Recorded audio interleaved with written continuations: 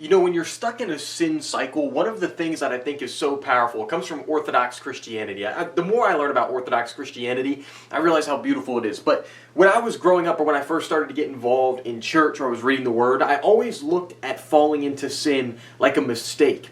And the Orthodox perspective on sin, on a cycle of sin, is completely different. In fact, they actually view it as an illness, right? And then you're going to God, you're going to the doctor, the physician, to get healed. And I love that perspective. It's so perfect. There's this book by Joyce Meyer. It's called The Battlefield of the Mind. A great book. I highly recommend you read it. But one of the things that she talks about which is kind of obvious off of the title, is the fact that a lot of spiritual warfare is all mental. And I thought that was so interesting when I read that at the time, because you've probably heard me talk about this verse before. But in 2 Corinthians chapter 2, verse 11, Paul writes, "We are not ignorant to Satan's devices," right? And that word devices, translated back in the Greek, actually means thought. So what Paul was writing is not that Satan can possess you, but Satan will attempt to get you to fall into temptation by throwing thoughts into your mind. I think this is just in my own experience, one of the best things that you can examine in your life, no matter what you're struggling with, no matter what sin it is your thoughts. Every temptation begins in the mind. Everything, at least that I can think of, all starts in the mind. Think about lust, right? If I look at someone lustfully, I still had to make the decision in my mind first before even looking to look at that thing, and then that made me think lustfully, that gave me the temptation. I mentally had to have the thought to maybe go watch the pornography before I even actually did it, right? So lust starts in the mind. When you think about cursing, I'm not talking about the curse of the law or anything. I'm talking about like cursing, like you're struggling with not cussing anymore. I know when you're angry, it might not seem like it, but you did have to think it before you could actually speak it, right? So even something like that still starts in your mind, right? The temptation to, when you get angry, to like cuss somebody out, that's still a mental battle first. And then even when you think about the garden, right? And Eve is tempted, she's talking with the serpent. It's the desire to know, right?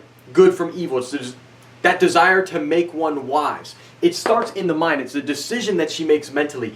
Every sin starts on some level on a mental capacity. And I'm not saying that every thought that you get that might be trying to lead you into temptation is necessarily coming from Satan, okay? You can have temptations that begin to start just because of your flesh. At the end of the day, if you're a young masculine man, you're on Christ-focused self-improvement, you're going to the gym, all this stuff, as long as you're in the flesh, you're going to have testosterone, you're going to want to, that's going to happen sometimes, right? So it's not always from the enemy. Also, because we are in these cycles of sin, sometimes it's just the memory of the sin that will actually keep us hostage, that will keep us locked into it, right?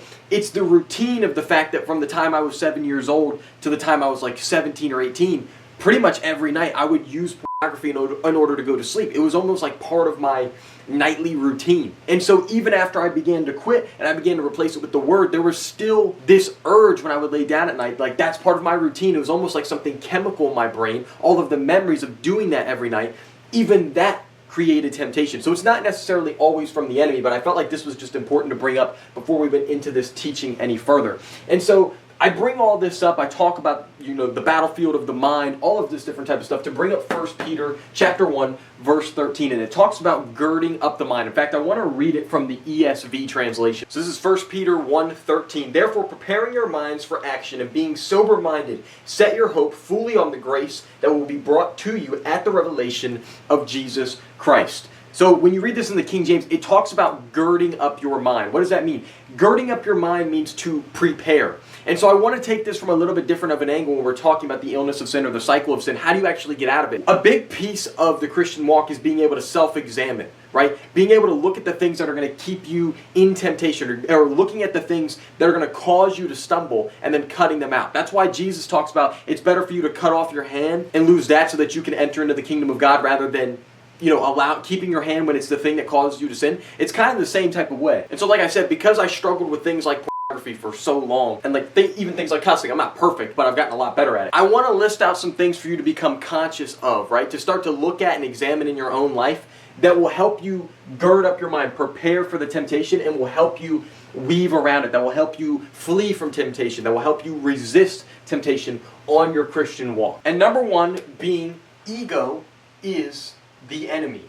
And what I mean by that, this is actually a book title by a guy named Ryan Holiday. The book is not actually a Christian book, but it's almost like a philosophical type of book. But the point still stands. Ego is the enemy, aka your pride. I made a video about this just the other week, but it's so true. If you really examine yourself when you fall into any type of temptation, when you fall into any cycle of sin, any type of cycle of illness, I really got to get in the habit of saying that. One thing you'll always notice is that pride is involved. I always say this on my Instagram. I think it's so important to stress. Your pride has to get in the way in order for you to relapse. Because when you think about it, when you're laying down in bed at night and you're thinking about falling into the temptation, you're thinking about watching that video, whatever it actually is, there's a voice in the back of your head that says, man, you should get up and pray right now. You should get up and read that word. You should get up and go for a walk. And you say no. You resist that, and then you stay in bed. You stay next to the temptation. And then you give in, you fall, you relapse, and then you feel like crap afterwards. But that was your pride that got in the way. That was your pride making you think, oh no, I don't need to do that. I can resist this by myself. That's still pride, right? Your ego, your pride will get in the way of that. Obviously, pride is a very obvious thing in things like anger or envy. But you can find pride in anything that you are struggling with. I think it's probably one of the most detrimental sins.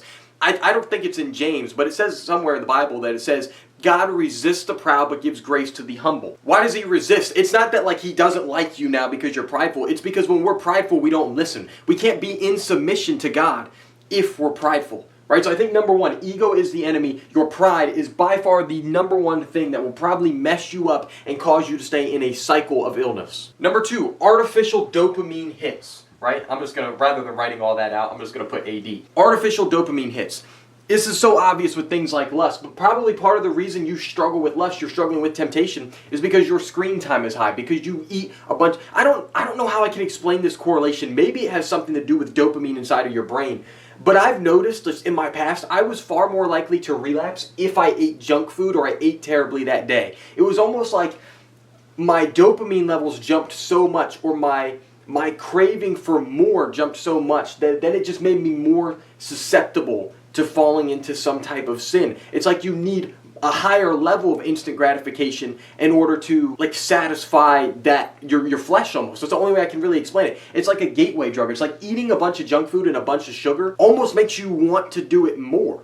Because it's almost like you have a little bit of a sugar withdrawal that causes some type of like flesh withdrawal. I don't know how to explain it. Maybe you'll know what I'm talking about if you've been through the same type of thing, but I've just picked that up about myself. Maybe it's because when you're on Christ-focused self-improvement and you're really like committed to going to the gym and growing and improving yourself, maybe it's just because eating that way is just out of the routine, and so going out of the routine messes us up. I don't really know. I said this before in a previous video a while back. If you just supplement or take out your scrolling time and supplement it mostly with reading time, you will make more money, you will be happier, you will be wiser, you will be in better shape. Every area of your life will improve if you switch scrolling for reading. It is that simple. So number two, artificial dopamine. And finally, number three, I think this is one of the reasons people heard God so much back in the day that now we just have trouble doing it. And it kind of ties in with number two as well.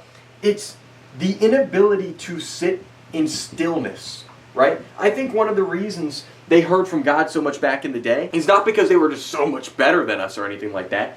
It's because they weren't so overstimulated. They didn't have 1,000 things going at once. The opportunity to turn on the TV and look at 1,000 different channels. They didn't have endless social media feeds, endless music, endless dopamine, endless carnal activity going on around them. Everything's so sexualized in our society now, right? We have to deal with that.